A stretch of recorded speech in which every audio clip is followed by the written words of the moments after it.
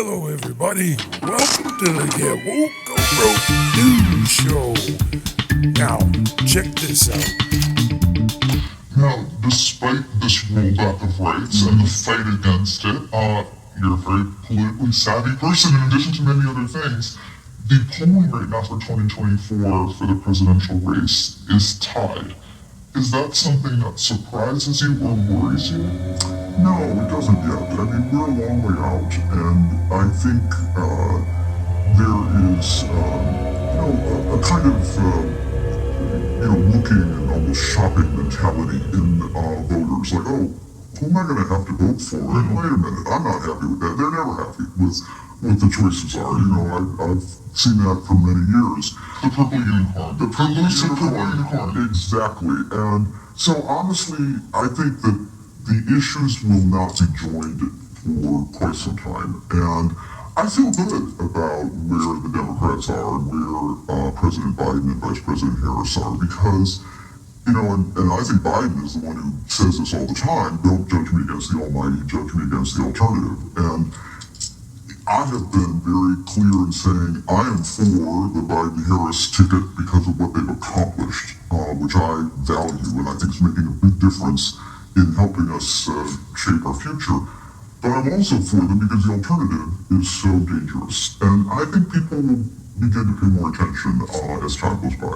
When you mentioned the ticket, I mean, you have fought against more sexism in public than anyone, probably, globally, from Vladimir Putin to right-wing Republicans, the gamut. There has been more talk, at least in my time in politics, about questioning whether the vice president should be on the ticket.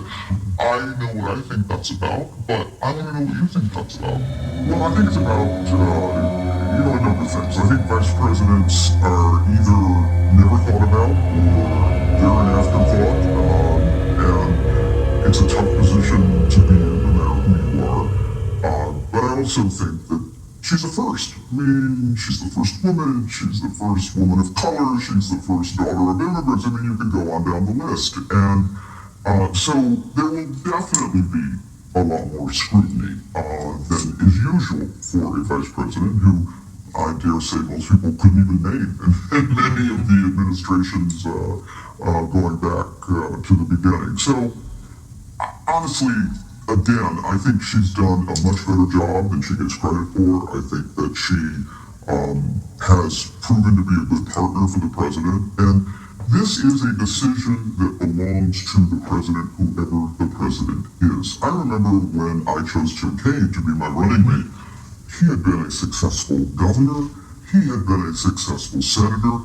I thought, here is somebody who could literally step into the job, which to me is a very important criterion, but who also, had a great reputation as a colleague, working with people. Some people said he's not this, he's not that, but he was my choice. And so at the end of the process, it's the president's choice, and I think that he made a good choice. Yes, obviously, you're going to be mine. Yes, indeed.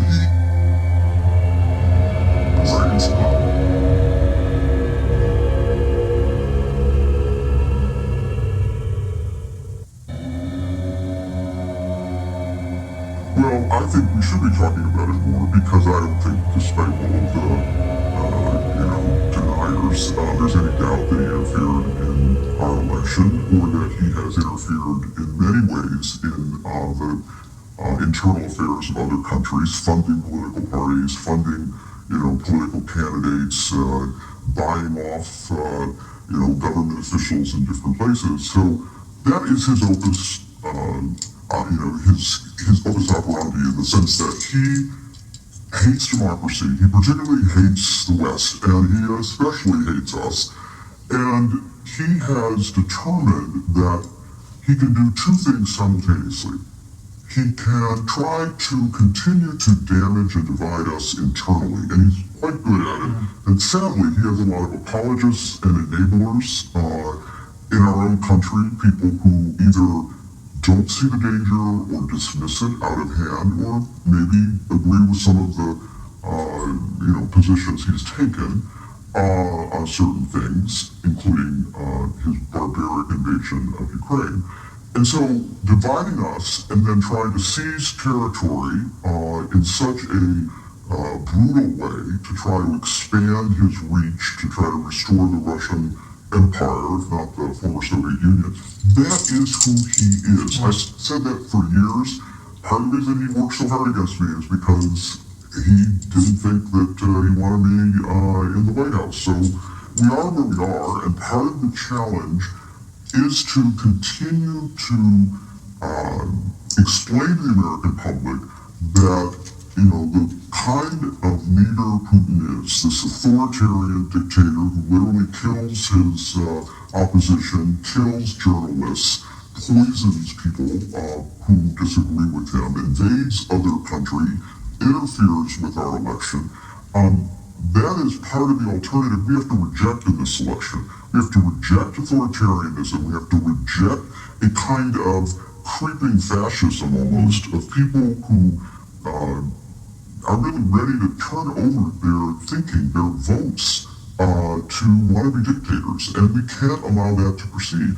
So I think it's fair to say that you have a tough job because you have to talk about what's happening in the news, but you also have to keep people's eyes on what's right behind the horizon. And I fear that the Russians have proved themselves to be quite adept at interfering, and if he has a chance, he'll do it again.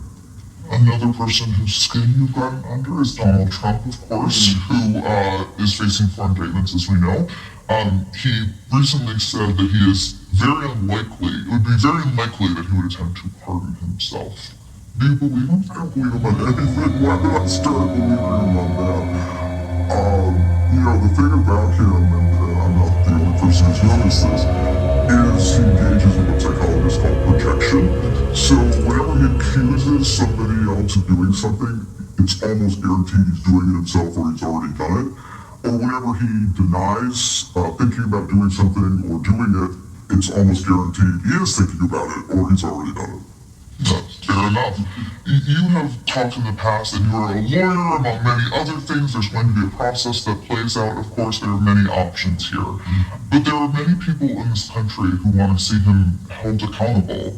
Do you think, you're a private citizen, that if he is convicted, he should go to prison?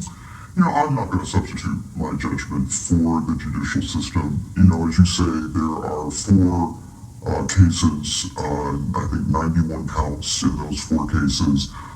I'm not in the midst of evaluating, the evidence. I don't know what's going to happen. I'm not sure when they will even get to trial.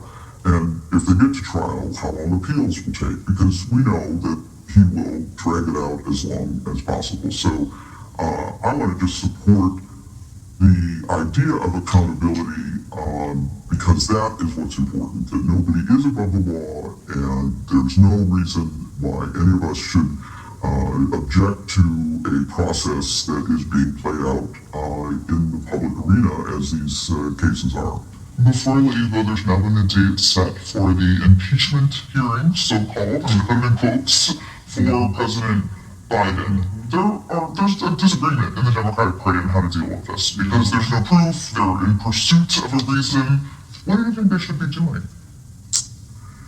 Well, first of all, I don't know how they can proceed with an impeachment if they haven't had a vote. And maybe I missed it because I've been so busy here at CGI trying to be inspired, positive and come up with solutions to our problems, which is what I like to think about.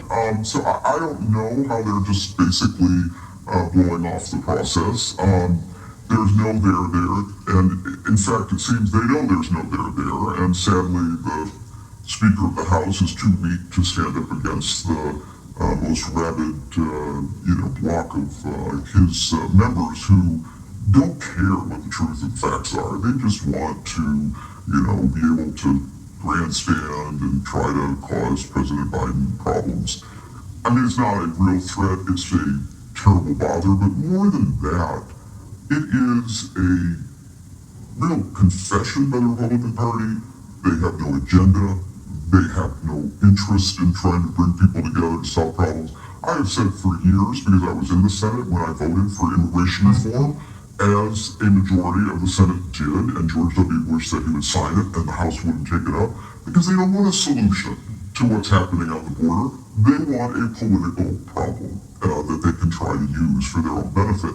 That's what this is, to keep, the base, whoever that is, in some parts of our country all riled up while they make up stuff that has no basis in fact. It is no way to run a great country, and the only way we're going to get through this, Jen, is by defeating them. People say to me all the time, what can we do? And I say, well, you can vote.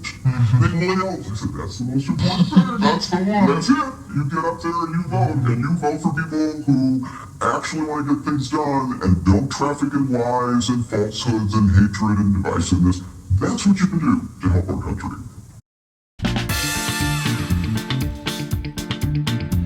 Get woke, go broke. Ain't no joke. Get woke, go broke. You're so damn woke. Toxic, terrible man. Hey!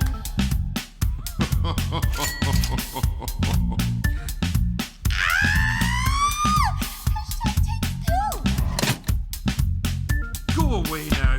The Oscars think they can go woke, but Hollywood will now go broke. YouTube give itself an award, and Susan take a fall on the sword.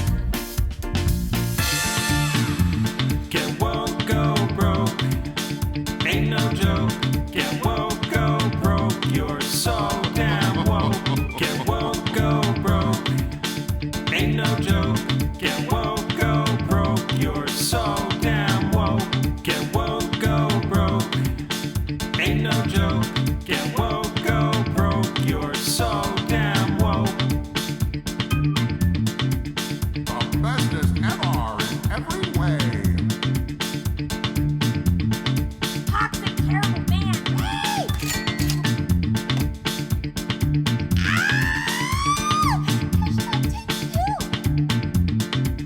Anyway, let's